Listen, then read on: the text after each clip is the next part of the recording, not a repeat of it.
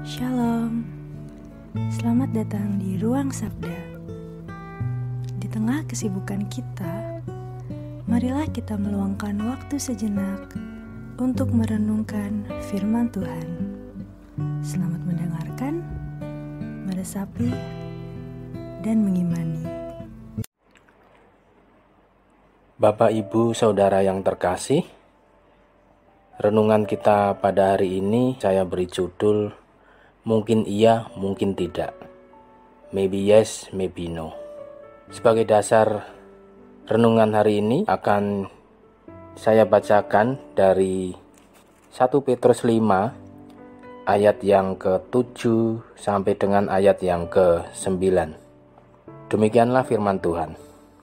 Serahkanlah segala kekhawatiranmu kepadanya, sebab Ia yang memelihara kamu. Sadarlah dan berjaga-jagalah. Lawanmu si iblis berjalan keliling sama seperti singa yang mengaum-ngaum dan mencari orang yang dapat ditelannya. Lawanlah dia dengan iman yang teguh, sebab kamu tahu bahwa semua saudaramu di seluruh dunia menanggung penderitaan yang sama.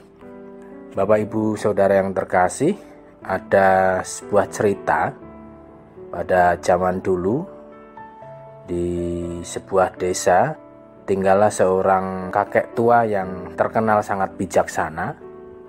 Penduduk desa percaya bahwa kakek tua itu selalu dapat menjawab pertanyaan mereka atau memecahkan segala persoalan penduduk desa itu. Suatu hari seorang petani di desa itu datang menemui kakek tua yang bijaksana ini dan berkata dengan putus asa, "Pak tua yang bijaksana, tolonglah saya. Saya sedang mendapat musibah. Kerbau saya mati dan saya tidak punya binatang lain yang dapat membajak sawah. Bukankah ini musibah paling buruk yang menimpa saya?" Orang tua yang bijak tersebut menjawab, "Mungkin iya, mungkin tidak."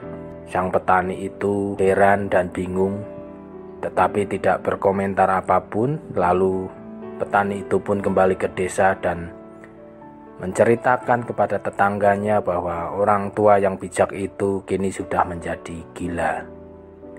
Sebagai manusia biasa, tentu saja musibah yang dialami Pak Tani ini adalah musibah yang terburuk yang dialaminya. Namun, keesokan harinya, tiba-tiba muncullah seekor kuda yang masih muda dan kuat di dekat tanah milik petani itu. Karena tidak punya kerbau lagi untuk membajak sawahnya, petani itu pun berpikir untuk menangkap kuda itu sebagai ganti kerbaunya. Dan akhirnya ditangkapnya lah kuda itu. Sang petani pun gembira karena bisa membajak kembali sawahnya dengan dibantu oleh anaknya. Keesokan harinya, si petani itu datang kembali ke orang tua yang bijak tadi. Dan petani itu pun meminta maaf, "Pak tua yang bijaksana, Anda memang benar. Kehilangan kerbau bukanlah musibah yang paling buruk yang menimpa diri saya. Inilah rahmat terselubung bagi saya. Saya tak akan pernah bisa memiliki kuda baru seandainya kerbau saya tidak hilang. Anda pasti setuju bahwa inilah hal yang terbaik yang pernah saya dapatkan." Orang tua yang bijak itu pun menjawabnya dengan kata-kata yang sama, "Mungkin iya, mungkin tidak." Sang petani pun kembali dibuatnya bingung sambil menggeleng-gelengkan kepalanya. Dalam hatinya sang petani pun bergumam, "Pastilah orang tua yang bijak ini sudah benar-benar gila sekarang." Tetapi sekali lagi si petani tidak mengetahui apa yang terjadi. Beberapa hari kemudian anak laki-laki si petani jatuh dari kuda yang sedang dinaikinya. Kakinya patah dan tidak bisa lagi membantu ayahnya untuk bertani. Sang petani pun sedih. Dia berpikir tidak akan bisa melanjutkan kehidupannya karena anaknya pun tidak bisa membantunya. Dan masalah pun menghantui pikiran si petani ini. Sekali lagi si petani datang menemui orang tua yang bijak ini. Kali ini sang petani berkata, "Bagaimana Anda bisa tahu bahwa mendapatkan kuda bukanlah sesuatu yang baik bagi saya? Lagi-lagi Anda benar, anak saya terluka dan tidak bisa lagi membantu saya bertani. Kali ini saya benar-benar yakin bahwa inilah hal terburuk yang menimpa saya. Apakah Anda setuju, Pak Tua?" Tetapi seperti yang terjadi sebelum-sebelumnya, orang tua yang bijak itu pun dengan tenang menatap si petani dan dengan suara yang sejuk berkata sekali lagi, "Mungkin iya, mungkin tidak." Sang petani pun marah, merasa orang tua yang bijak itu sudah benar-benar bodoh, dan petani pun pulang. Keesokan harinya datanglah tentara yang bertugas mengumpulkan semua pemuda yang bertubuh sehat untuk dijadikan prajurit dalam perang yang baru saja meletus. Anak laki-laki si petani adalah satu-satunya pemuda di desa itu yang tidak diikut sertakan karena kondisinya yang sedang sakit dan mengalami patah tulang.